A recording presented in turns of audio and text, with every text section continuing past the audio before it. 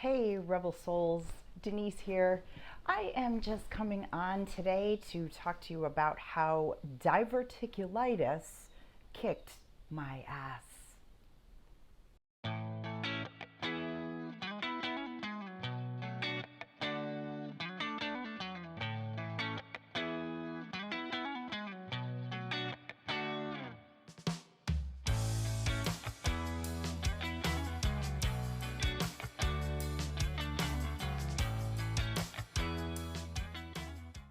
Hey everybody, Denise here from the Rebel Soul. Welcome to my YouTube channel, Practically Awake. For anyone that isn't aware, I had been out on stress leave for a while from work, which is a topic for another video and another day. But today we're going to talk about the evil that is diverticulitis. All right, on stress leave, took some time out of work, some much needed time out of work, and was feeling better, rejuvenated, doing the things that I needed to do to, get my mind back in the game, so to speak. And I started feeling physically unwell, which, I have to tell you, I'm probably one of the healthiest people that I know. I'm middle-aged, not total spring chicken, but chicken. Anyway, no chronic conditions, fairly, fit. My microphone is moving. Just a fairly healthy person. Anyway, so I'm on stress leave, not feeling well. I had a friend over for the weekend, started to spike a temp, feeling like I was going to throw up, like nauseous, bleh. Started to have some bowel issues, which I won't go into detail over, but you get it. Just not well. Thought maybe I had the COVID. Took out the vid test, did the test, not COVID. And I started to have a lot of pain in my lower abdomen, the abdomen area, for women, like the girly area, the uterine area. And I thought maybe I had a UTI, which, I've had before. So I felt like, oh, maybe that's what it is. So in the middle of the night, I decided that I would book an urgent care appointment, which I did for the next day. Went to urgent care. The kind doctor there, gently palpated my lower abdomen, and I was like, yikes, off the table. So he said, oh, you have to go to the emergency room, which I didn't want to do because I knew it was going to be a really long wait. So I went, because I knew that something wasn't right. And so went to the emergency room. Essentially I had, an horrible emergency room experience, which I've shared with a few people on my social media stuff. It was just, a long wait. Finally when I got into a room where I felt like I could lay down because I was feeling horrible, and just so incredibly fatigued, maybe just from, not just from being sick, but just the waiting and all that kind of stuff. All I wanted to do was lay down. Well, they didn't even have a bed for me. There was like a jerry chair in the room. And, when you want to just lay down, you want to just lay down. And I'm thinking, I have really good health insurance. So what the heck is going on here? Why can't I even get a bed? So with the little bit of strength and energy that I had left in me, I need to lay down, I want a bed. So anyway, they, rolled in this little stretcher that they use to transport people from room to room or floor to floor. And I laid on that. Anyway, not to get into too much about the state of our emergency rooms and the crisis that we're in that respect as a nation on a whole. That again will be a topic for another video, but essentially I had to go through a CAT scan and was diagnosed with this a lower sigmoid acute diverticulitis, which is, for anybody that doesn't know, is a type of intestinal infection that once some sort of material, or even, not even necessarily material, but some kind of bacteria lodges into, or nestles into a little section of your intestine, which, as I'm told, as we get older, your intestine will start to have more pliable walls and thinner walls, and little pouches can form, and then material can get trapped in there, and what have you, and an infection can, ensue, which is what happened to me. Very painful. It can be very dangerous if it continues to progress undiagnosed, because there, a portion of your intestine can, rupture, and obviously you don't want fecal matter, coming into your lower abdominal cavity. That's just not good. I was extremely lucky because mine didn't get to that point. The doctor told me that it could, but that I came in early enough, where he, could treat me at the level that I was at on an outpatient basis. Although it felt like I was there, admitted, because I was there for 12 hours, maybe more. Anyway, so shot me up with some antibiotics through, your IV or whatever. Also gave me some dilaudid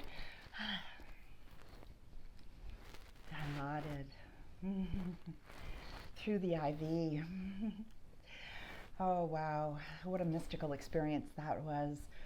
Anyway, sorry. Okay, so it did help. By the way, it helped the pain, and I rested. Anyway, with that being said, I come home, and the first thing that we do, all of us, I'm sorry, I'm talking to all of us here, is we go on the interwebs and we start looking up what our diagnosis is. We start looking up, well, how long do I have to live? One of my things was, is this going to happen to me again? Once this infection clears up, is this going to happen to me again? I was petrified. And what caused it? Like, here I am, this healthy person. Again, these are stories for other videos, but, over the past several years, I've really focused on my physical health and my mental health, and my spiritual health too, of course. But all of those things, as we know, are all intertwined. And, I quit drinking after, a few years of partying pretty hard after my divorce. And, so I'm, almost 2 years sober now. No, I don't smoke. I don't smoke anything. I don't do any other kind of substances, although, hey, you do you. No judgments here. But, we talk about that on this channel as well, how addiction issues can impact you negatively, what have you.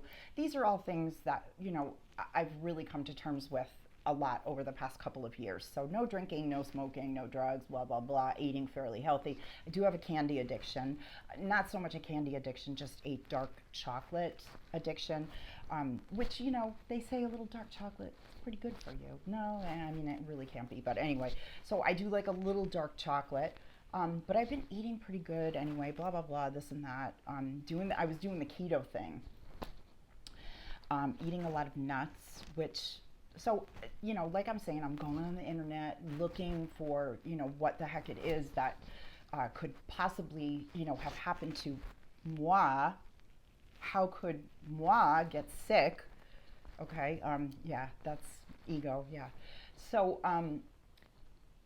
there's so little information about this disease, basically, is the long-winded point that I'm trying to make. So much conflicting information about diverticulitis, which the diverticulum are the pouches, which can be a very benign, condition for those, that have it. But it's when those pouches become infected that it becomes that disease called diverticulitis. But anyway, 2 rounds of antibiotics that I had to do over the course of 4 weeks, 6 weeks, I started off, completed my first round of antibiotics, and then I started to feel sick again. Um, Sick again. I felt sick the whole time. No. Anyway, so 2 courses of antibiotics, and which are enough to make you feel pretty crappy anyway. Antibiotics, but just consistently feeling so fatigued. The level of fatigue is just, it's off the charts. And as I was kind of going on the internet, exploring symptoms of this disease, and like I mentioned, there's so little about what the actual cause is. Well, there's even less information about what the progression of the disease is, and how what the progression of your the time frame of is in terms of your healing. So I basically had to rely on YouTube videos of other, and I found mostly females, other YouTube videos of females. Thank you, by the way, for sharing their stories about what happened to them. And that's basically where I learned, what to do, and how this disease was going to progress for me, and how I was going to get well again. And what I was finding was that many women, the women on these channels that I was, watching, were having recurrences pretty regularly with these infections. And, this is terrifying for me. Now I'm this person that has, not only never been sick, but now I have this chronic illness. So, in my mind, I'm thinking antibiotics, 2 rounds. I'm going to bounce back from this. I'm going to get well. I was sick in the summer, unfortunately. I picked the best time to get sick, when it's gorgeous outside, everybody's going to the beach, and I'm moping around in the house on the couch because I had so little energy. Have my dog, Josh, who I have to walk. My sister came and stayed with me for some time. Thanks, sis. To help me, because I was having trouble just getting the basic tasks of the day done, cooking, laundry, whatever else needed to happen, walking the dog, etc. So she helped, but I got to a point where obviously she had to go home back to her own life, and I had to do my thing. The point I'm trying to get at, I guess, in this very lengthy video, is that I thought, like I mentioned before, that I would very easily bounce back.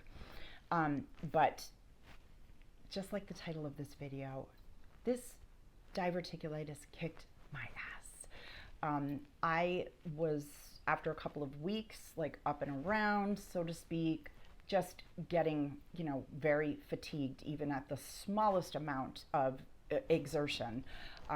In one instance, I remember specifically, I had taken the dog out for a walk, and, I was like, wow, I'm walking, at a fairly steady clip here, not bent over, in pain.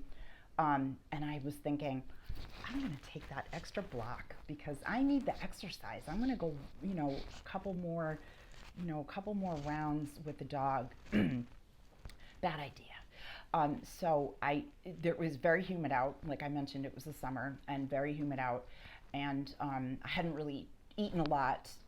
And I just felt all of the blood drain out of my head.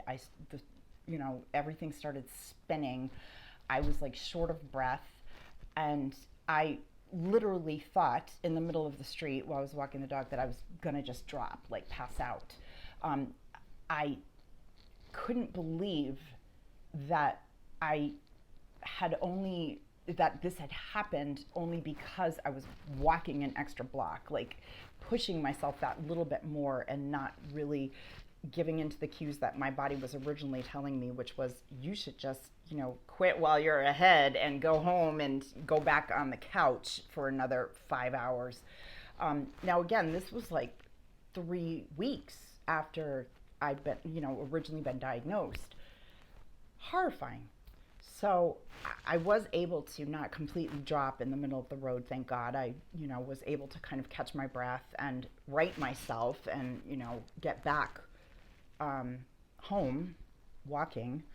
The biggest problem for me, I think, was just having to come to terms with the fact that my body just wasn't going to be cooperating with me the way that I wanted it to. And, you know, giving myself the space that I needed to and the time that I needed to physically heal. I started to think about people that have chronic illnesses that are, you know, that are struggling with, that maybe cause them to be out of work for longer periods of time and what have you. And I started to, or somebody that has some sort of illness, you know, like cancer or something else that they're having to, that is a part of their life and that they're having to deal with on a regular basis. A friend of mine from high school that I recently gotten back in touch with, she had breast cancer, you know, and I was texting with her going, you know, I know that I'm not in the same, you know, caliber of illness as you, which she kind of laughed at. But, you know, I'm like, how does one do this? How does one negotiate this type of illness, you know, this sickness, and knowing that your body doesn't want to do what it is that you want it to do, which A is heal, B, you know, take that extra block with the dog, cook breakfast, you know, have the stamina to do the day. You know, it's mind-blowing to me. So kudos to everyone that is struggling with ongoing physical health symptoms, because, you know, it's not only debilitating to your body, but it was such a mind beep for me, you know, just having been a healthy person all my life and then just not being able to, like I said, physically achieve the things that I just would take for granted every single day. So anyway, here I am, you know, God, it is June, July, August. It's 3 months now since I got diagnosed, since that fateful emergency room trip. And like, I'm still out of work, first of all, because I had intended to go back. But, you know, like I mentioned, I think earlier in the video, with the intention to go back, feeling that my head was right again, I ended up getting physically sick, which I think was probably, no, I know that it was definitely the universe's way of telling me, you're not going back right now.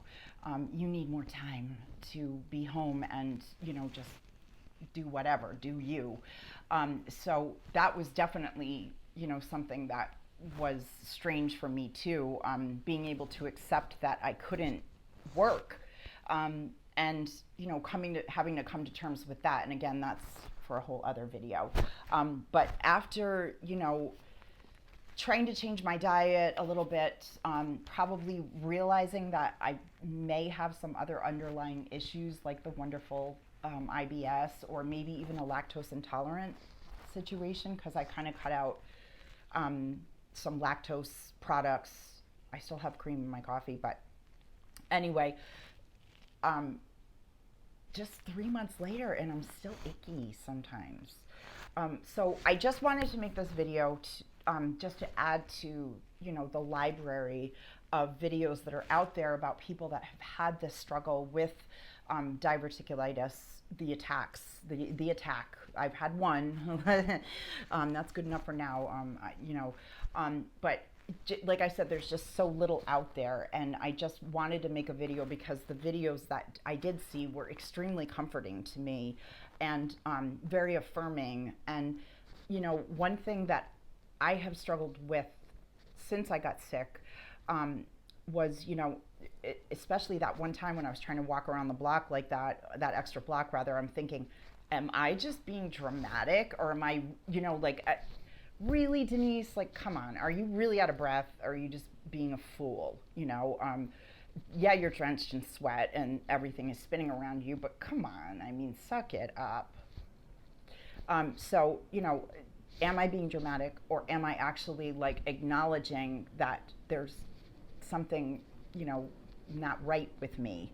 And, you know, how do we gauge that? And, you know, it's so subjective. You know, everyone's pain threshold is different. Um, and, you know, I guess for me, I wanted to put it out there that it's okay to just, you know, kind of take the time that you need to like rest and restore, physically, you know. Mentally is a whole different issue, you know. But you're not being dramatic. You really are sick. And, you know, diverticulitis, because it's an inside thing too, you know, it's, you don't wear it on the outside. You know, people think, well, she looks fine, you know, what's wrong with her, you know. Again, the pain, you know, which did subside once I was treated, but it just this debilitating fatigue, you know, where that just caused me to kind of lay up for, you know, literally weeks and months.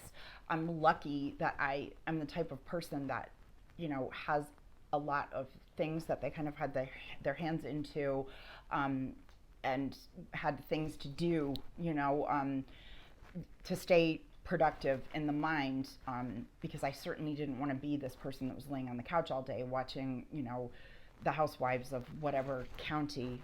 No, no, thank you. No offense to anybody that does that, but just there's nothing more depressing than that for me. And just how incredibly disempowering, you know, the whole experience was, and learning to just accept rather than deny, you know, that I needed that time, and not judging myself and not putting blame. I thought for a long time, you know, what did I do wrong? You know, I'm thinking that there's probably a genetic piece of it. I'm looking down at some notes actually, but you know, again, there's so little on the internet about, you know, what the causes are, and it's so poorly studied, which is so strange to me, because it's ever since I got diagnosed, it seems like everybody I tell knows somebody that's had it.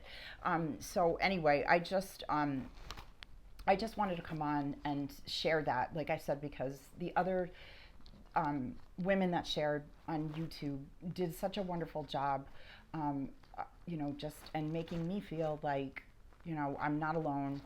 And they're all trying different things to try to avert another acute attack. You know, I'm only 3 months out from my first attack, and you know, I have been avoiding the standard, what they tell you, or some doctors tell you, nuts, seeds, what have you, and then you'll have the other school of, you know, doctors or more recent research that says, oh, heck no, that there's no correlation at all. But I will say for me that I was doing keto and I was eating a shit ton of nuts. I used to laugh at work and just say nuts and cheese, that's what I eat. You know, so I mean, I really was like for a good year and a half just like eating a lot of nuts, which I really hadn't in the past. So who knows? I have yet to have a colonoscopy, which I hear is the next step. I've lost my health insurance because of the fact that I've left the job that I was on stress leave for. And I have accepted a new job and will be getting health insurance again soon. But in the meantime, can't have a colonoscopy if you don't have health insurance. I can't even imagine how much that would cost. But anyway, I wanted to touch base, let everybody know that I'm back. I'm feeling better. I still have a little here and there, and days when I'm like, oh my God, it's back. It's so scary. Watching what I eat, not doing the nuts. Taking the little seeds out of the cucumbers and the tomatoes just in case, because my cousin said that she doesn't eat the tomatoes and the cucumbers, and I really like that because I'm a salady person. So anyway, just trying not to blow up my intestines with like things that I know are gonna, you know, make it worse. Tried the FODMAP diet, by the way. Of course, this is coming up backwards, but you know what? Necessary evil. If you're trying to heal the intestines, look it up. It's basically, you can eat rice cakes, sourdough bread, and like 3 other things. No, I'm teasing. It's not that bad. But it did help because that inflammation that I think you have, that is a, thing that is somewhat, that lingers. I think the FODMAP diet helps. So anyway, this video is going way too long, but hey, listen, I just want to tell everybody, if you're feeling like you can't take that extra block, like I did that day, you might want to listen to your body. Listen to the cues. So often we don't do that. And moral of the story is we can't always expect that we're going to be in a place spiritually, mentally, and physically to take that extra block. So give yourself that rest. I'm taking some time to just continue to heal. But I'll be here to continue to throw out great content for you all to digest. So anyway, I would love to know about your experiences. Please put something in the comments below. Let me know, what happened with you, if there's any things that you've done that have helped you avoid a recurrence. Maybe together we can figure out, a solution to this more so than our, esteemed medical professionals that seem to be lacking in this area right now, but we got this. So anyway, I'm signing off, the Rebel Soul. Check out the rest of my videos, which are generally around more like spiritual content and other kinds of self-help and self-growth type topics, but check out my stuff, subscribe, and hit the bell. Anyway, signing out. Hope you guys all enjoy this video, and I will see you in the next one. Thanks. Bye.